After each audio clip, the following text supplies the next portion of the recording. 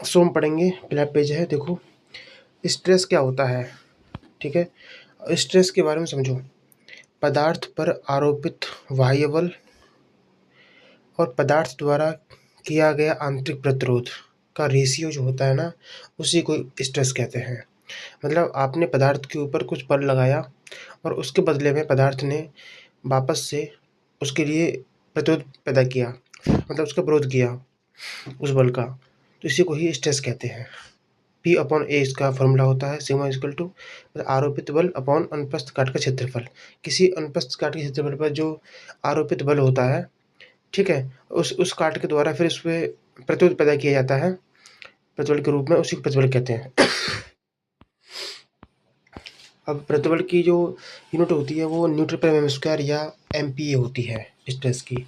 Stress कितने प्रकार का होता है? मुख्यतः 3 प्रकार का होता है, जैसे normal stress, shear stress, bearing या क्रशिंग स्ट्रेस। ठीक है, नॉर्मल स्ट्रेस 2 प्रकार का, डायरेक्ट और बेंडिंग।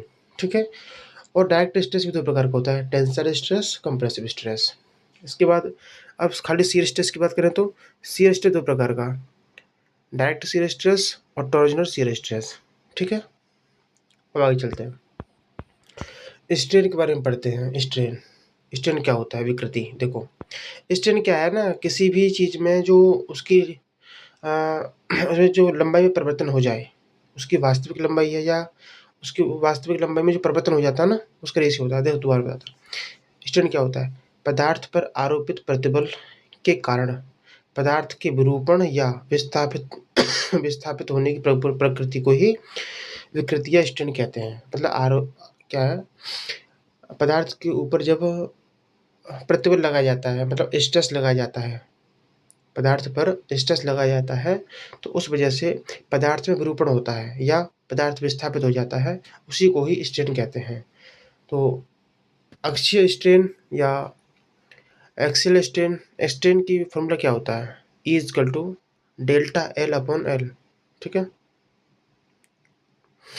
अब कैसे क्या होता है? लंबाई में परिवर्तन अपने वास्तविक लंबाई। ठीक, अब हम पढ़ेंगे टेंसाइल स्ट्रेन के बारे में कि टेंसाइल स्ट्रेन क्या होता है। देखो, दो समान या विपरीत, तो जब भी स्ट्रेन के बारे में बात करेगा ना, तो ये इस डेफिनेशन की, हर एक डेफिनेशन इसकी इसी शुरू होती है कि दो समान या विपरीत, दो समान विपरीत। देखो, दो समान या विपरीत अक्षीय बलों द्वारा पदार्थ की लंबाई में हुई वृद्धि को टेंसाइल स्ट्रेन और प्रतिरोध करने वाले को टेंसाइल स्ट्रेस कहते हैं। ठीक है, टेंसाइल स्ट्रेस किसे कहते हैं और टेंसाइल स्ट्रेन किसे कहते हैं, दोनों समझ में आ गया होगा। देखो दोबारा से, दो समान या विपरीत अक्षीय बलों द्वारा पदार्थ की लंबाई में हुई वृद्धि को, भाई आपने दो समान और विपरीत अक्षीय बल लगाए जिससे पदार्थ की लंबाई में वृद्धि हुई। ठीक है, वृद्धि हुई लंबाई में, तो इसी को ही हम टेंसाइल स्ट्रेन कहते हैं, और इसका प्रतिरोध करने वाले को टेंसाइल स्ट्रेस कहते हैं। नेक्स्ट, ऐसे ही कंप्रेसिव स्ट्रेन होता है और कंप्रेसिव स्ट्रेस होता है। देखो, दो समान या विपरीत अक्षीय बलों द्वारा पदार्थ की लंबाई में हुई कमी, यहाँ क्या था टेंसर स्ट्रेन में, स्ट्रेन टेंसर माने क्या है? खिंचाव, तो यहाँ वृद्धि होगी, और कंप्रेसिव स्ट्रेन में कमी होगी। ठीक है, तो दो समान या विपरीत अक्षीय बलों द्वारा पदार्थ की लंबाई में हुई कमी परिवर्तन को कंप्रेसिव स्ट्रेन कहते हैं, और प्रतिरोध करने वाले को कंप्रेसिव स्ट्रेस कहते हैं। अब पढ़ेंगे हम शियर स्ट्रेन के बारे में। शियर स्ट्रेन, देखो, जब दो समान और विपरीत बल प्रतिरोधी काट पर स्पर्श रेखीय रूप से कार्य करते हैं, तो उस काट में उत्पन्न विकृति को शियर स्ट्रेन या अपरूपण विकृति कहते हैं। दो समान और विपरीत बल प्रतिरोधी काट पर स्पर्श रेखीय रूप से कार्य करते हैं, उसी को कहते हैं। ठीक है, अब नेक्स्ट हमारा है कन्वेंशनल स्ट्रेस या नॉमिनल स्ट्रेस या इंजीनियरिंग स्ट्रेस। तो वैसे इसका नाम ज़्यादातर तो इंजीनियरिंग स्ट्रेस ही कहते हैं। देखो क्या होता है,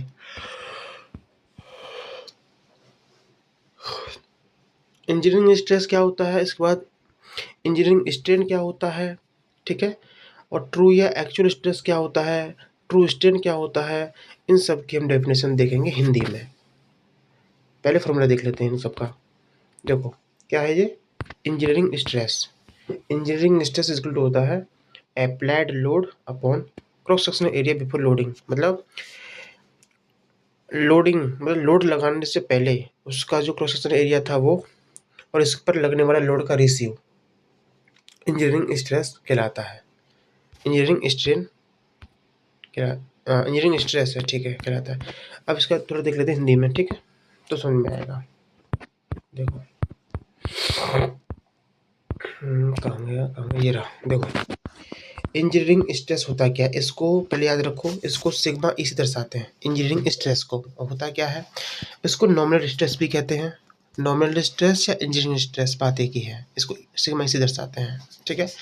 तो सामग्री पर, कोई भी सामग्री है उस पर लगाए गए भार मतलब अप्लाइड लोड, और लोड लगाने से पहले उस सामग्री का जो ओरिजिनल क्रॉस सेक्शन एरिया था उसका रेशियो ही हमारा इंजीनियरिंग स्ट्रेस कहलाता है। देखो नीचे लिखा है अप्लाइड लोड अपॉन लोडिंग से पहले उसका जो क्रॉस सेक्शन एरिया था इसका रेशियो ही कहलाता है हमारा सिग्मा ई, मतलब इंजीनियरिंग स्ट्रेस।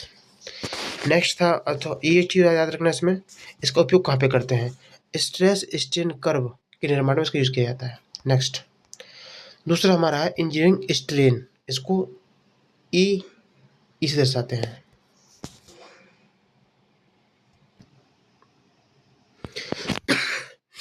इंजीनियरिंग स्ट्रेन को ई से दर्शाते हैं। क्या होता है ये, change in dimension to original dimension, ठीक है। क्या रेशियो रहता है, ऊपर तो रहेगा डायमेंशन में परिवर्तन, ठीक, नीचे रहेगा ओरिजिनल डायमेंशन। ओरिजिनल डायमेंशन में कितना परिवर्तन हुआ इसका रेशियो ही हमारा इंजीनियरिंग स्ट्रेन कहलाता है। तो देख लो, चेंज इन डायमेंशन, नीचे रहेगा ओरिजिनल डायमेंशन, ठीक है। अगला जो हमारा पॉइंट था इसमें वो था ट्रू या एक्चुअल स्ट्रेस। ट्रू स्ट्रेस या एक्चुअल स्ट्रेस, इसको सिग्मा टी से दर्शाते हैं। ट्रू मतलब टी, स्ट्रेस मतलब सिग्मा। तो ट्रू स्ट्रेस या एक्चुअल स्ट्रेस क्या होता है, देखो जो ट्रू या एक्चुअल स्ट्रेस होता है ना, ये प्लास्टिक बिहेवियर के अध्ययन से संबंधित है, और ये पावर लॉ का अनुसरण करता है। मतलब प्लास्टिक बिहेवियर और पावर लॉ इन दोनों पर आधारित होता है जो हमारा ये स्ट्रेस, ठीक है। और होता क्या ये समझो, अप्लाइड लोड और cross sectional area after loading. मतलब अप्लाइड लोड और लोडिंग के बाद जो हमारा क्रॉस सेक्शन एरिया बनेगा उसका रेशियो हमारा ये कहलाता है एक्चुअल या ट्रू स्ट्रेस।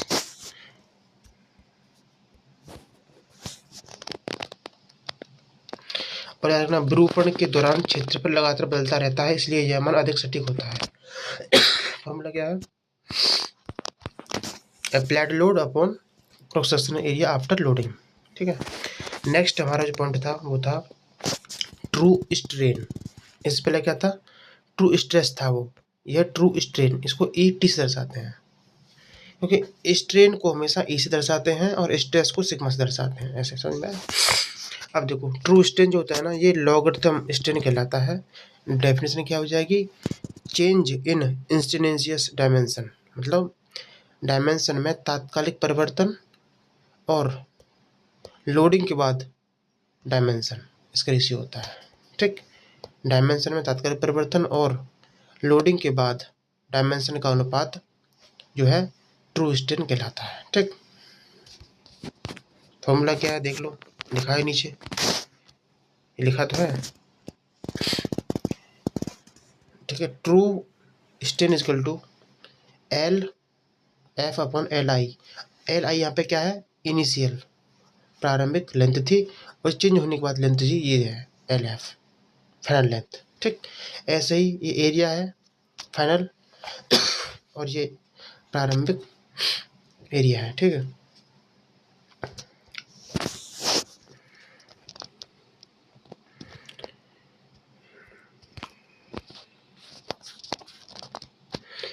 अब हम देखेंगे relation between engineering stress and true stress. भाई इंजीनियरिंग स्ट्रेस को क्या कहते हैं, इंजीनियरिंग स्ट्रेस को क्या कहते हैं, सिग्मा ई बोलते होंगे ना, हाँ ठीक है। और ट्रू स्ट्रेस को सिग्मा टी। अब इन दोनों के बीच में रिलेशन पूछा है, क्या होगा? तो याद रखना सिग्मा टी मतलब ट्रू स्ट्रेस इक्वल टू होता है इंजीनियरिंग स्ट्रेस कोष्टक में 1 प्लस इंजीनियरिंग स्ट्रेन, ठीक है। और याद रखना अगर ट्रू स्ट्रेस की वैल्यू इंजीनियरिंग स्ट्रेस से ज़्यादा है तो हमारा जो सेक्शन है वो टेंसाइल जोन में होगा, वहीं अगर उल्टा कर दोगे तो वो कंप्रेशन जोन में चला जाएगा।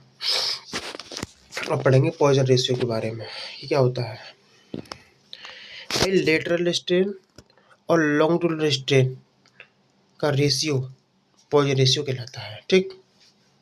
और ये पदार्थ के प्रकार पर डिपेंड करता है कि पदार्थ किस प्रकार का है। हर पदार्थ का अलग अलग पॉइजन रेशियो होता है, ठीक। और ये इसकी वैल्यू नेगेटिव होती है, याद रखना पॉइजन रेशियो की। पॉइजन रेशियो की लिमिटिंग वैल्यू होती है एक -1 से लेकर 0.5, -1 से 0.5 की लिमिटिंग वैल्यू होती है।